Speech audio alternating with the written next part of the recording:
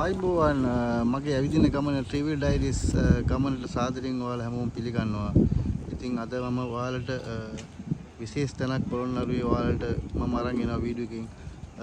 පළවෙනි පරක්කම් බහවලතුමා කාලේ හදපු මාලිගාව කියලා තමයි සඳහන් වෙන්නේ. ඉතින් මහල් 7කින් මේ මාලිගාව තිබිලා තිනවා. දැනට මහල් 3ක කොටස් පමණයි තියෙන්නේ.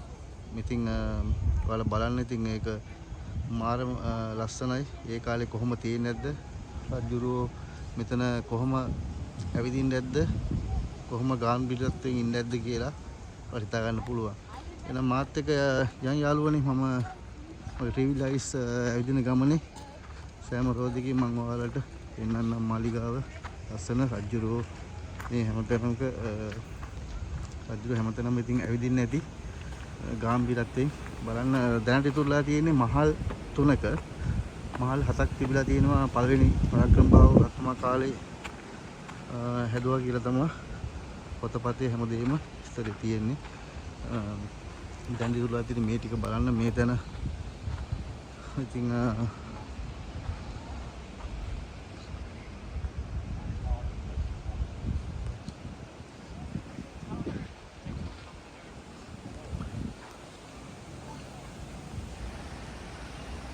මේ යාළුවනේ මාලිගාවේ දැන් ඉතුරුලා තියෙන මම කිව්වේ මහල් 3ක කොටසක් කියලා පුරාවිද්‍යාවකින් පුරාතකල සහ අපිට පේන්න තියෙන්නේ. ඉතින් මේක තට්ටු 7කින් පළවෙනි පරාක්‍රම බාහු රත්නමා කාලේ හැදුවා කියලා තමයි පොතපතේ සඳහන් වෙන්නේ. ඉතින් බලන්න මේ මම ඔයාලට ඉතුරුට එක්කන් යන්නම්. මෙතනට ඇවිල්ලා දැක්වුවා ඇති දැක්වුව නැති අයත් ඇති. එයා හැමෝම බලන්න කමෙන්ට් කරන්න. මම වම් පැත්තෙන් ඇතුල් වෙන්න මාලිගාව ඇතුළට.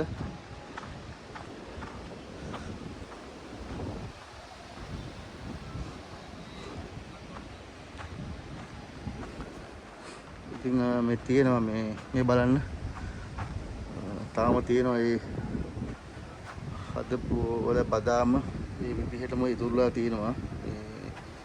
මේ කුටි කුටි වගේ තියෙනවා. මම දන්නේ නැහැ මොනවද කියලා. සමහර විට ඒ කාලේ රජුරුවන්ගේ ආරක්ෂකයෝ හිටපු කුටි වෙන්න ඇති. ඉතින් ගොඩාක් පිරිස ඉතින් එනවා බලන්න මේ ඔඩියන්ස්ලා අපේ ලංකාවේ අය හැමෝම අයවනන්ට. මේ දැන් මම ඉන්නේ මාලිගාව මැද කොටසේ ඉන්නේ.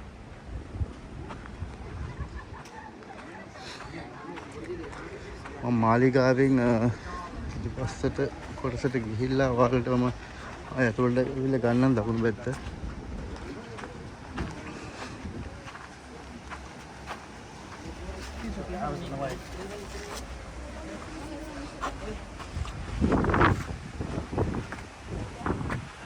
ඉතින් අපේ ලංකාවේ වගේ අය වගේම පිටරට අයත් ගොඩාක් අය එනවා.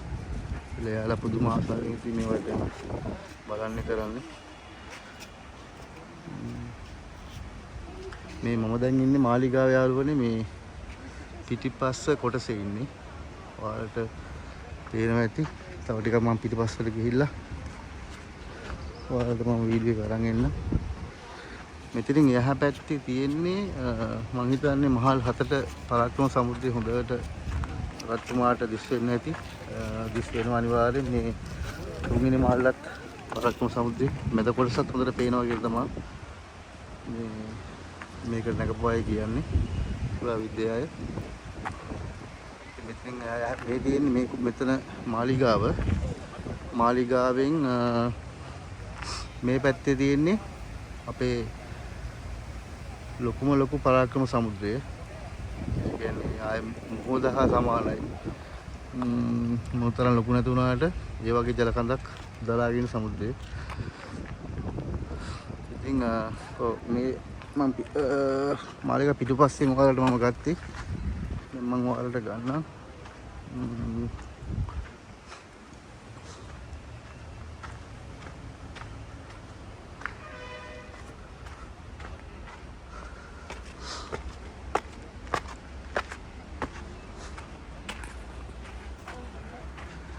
මේ මාලිගාවේ මම දකුණු කොටසට යනවා යාළුවනේ. මේ බලන්න ඉස්සලා ආපු විදිහටම මොරකොඩි තියෙනවා. මේ එතකොට මේ බිත්ති වල පරණ කපරාදු එහෙම තියෙනවා.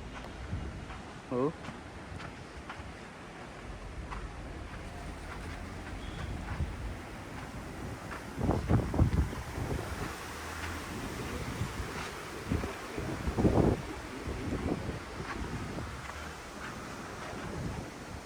කාමර වගේ තියෙනවා. ඉතින්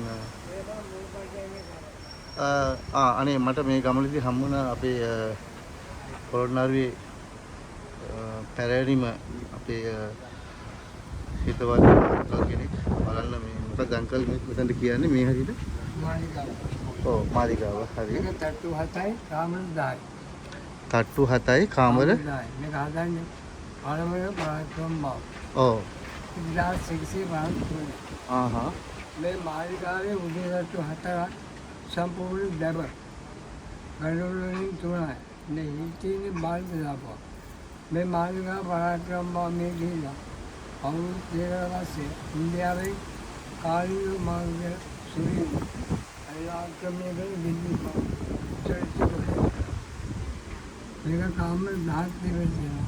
කාමර 10ක් නේද? මේක නම් තාම ඉතුරුලා තියෙන්නේ මේ වගේ නේද මේ බලන්නකොනේ. මේක නම් උඩට ඉන්දියාවේ කාමර. ඔව් උඩට ඉන්දියාවේ කාමර. එතකොට උඩට ඒ කාලේ අපේ මේ පැත්තෙන් පේන පරාක්‍රම සමුද්‍රය හොඳට පේන්නේ නැතිනේ. හොඳට පේනවා නේද? මේ ටොයිලට් පැත්තද? මේ ටොයිලට් කාමර. ඒ වගේ නටබුන් තියෙනවද? ඒකනේ යාළුවනේ හොඳට බලන්න මේ ඉතින් රොයල් ප්ලේස් එකේ රජමාලිගාවේ බලන්න මෙන්න මේ අංකල් තමයි මට ඒක පෙන්වන්නේ. බලන්න මෙහි පරණම ගයිඩ් කරන අංකල් කෙනෙක්. එයා බලන්න හිතවත් මාව දැකලා වීඩියෝ කරලා යාළුවන්ට පෙන්නුවා. මේ තියෙන්නේ පෞරාණික ඉතින් අපි බලන්න මේ ඉස්සර කොහොම වැසිකිලි එතකොට ටොයිලට් පහසුකම් කොහොම තිබිලාද කියලා මේ බලන්න. ඒ විදිහට ගලෙන් කොටලා ඒ විදිහටම තියෙනවා. මේ රජමාලිගාවේ මේක අංකල් එතකොට මේ නේද? වැසිකිළිය නේද? ඔව් රජවරු විසවරු පාවිච්චි කරපු වැසිකිළිය තමයි දැනටත් මේ බලන්න ඒ විදිහටම තියෙනවා. ඔව් ඒක හොඳ තාක්ෂණය පාවිච්චි කළා තමයි මේ මෙතනින් එහා පැත්තේ වලකට මේ තියෙන අපරාධ හැමදේම යන්න ක්‍රමයක් හදලා තියෙනවා. බලන්න ඉතින් කොච්චර තාක්ෂණයක්ද කියලානේ. ඉතින් අංකල් බොහොම ස්තුතියි මෙහෙම කියලා දුන්නට. ඉතින් බලන්න මගේ ට්‍රැවල් ඩයරිස් ඇවිදින ගමනේ කොච්චර වටිනා කියන මිනිස්සෙක්ද මට හම්බුනේ. යා මට මම වීඩියෝ කරද්දී මට කියලා දුන්න මම මේ පොළොන්නරුවේ ගමේ කෙනෙක් වුණත් මම දන්නේ නැති දේවල් එයා මට මේ වෙලාවේ කියලා දුන්නා. ඉතින් අංකල් මමත් මේ පොළොන්නරුවේම තමයි. මම පොළොන්නරුවේ මේ කුරුප්පන්දි මම මේ YouTube channel එකක් කරනවා. ඒක නිසා මේ යාළුවොත් එක්ක බෙදා ගන්න.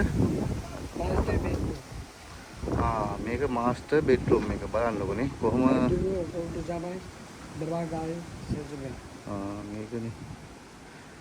તો අංකල් දැන් සාමාන්‍යයෙන් මේක තට්ටු 7කින් නේද මේ නිර්මාණයලා තියෙන්නේ. දැන් තට්ටු 3ක් විතර ඉතුරුලා තියෙනවා ඉතින් නේද? ඒකනේ බලන්නකොනේ. ඉතින් යාළුවෝ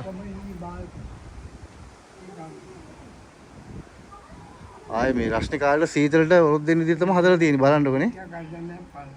මේ රජුරු නිදන කාමරයක් මේ යාළුවනේ. ඔයාලා පොළොන්නරුවේ අයත් සමහර දන්නේ සමහර අය දන්නේ නැතුව ඇති. බලන්න මේ රජුරු විසවරු නිදාගත්ත නිදන කාමරය තමයි මේ බලන්න. අඩි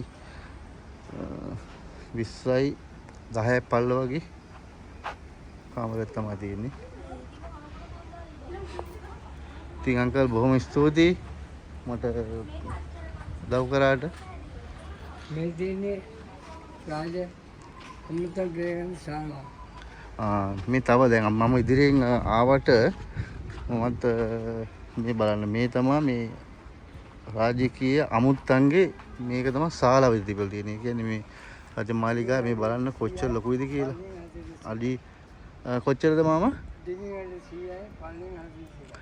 ඔව් දිගෙන් අඩි 100යි පළලින් අඩි 41ක මේ සම්භාව්‍ය නමුත්තන්ට මේ රජමාලිගාව ඇවිල්ලා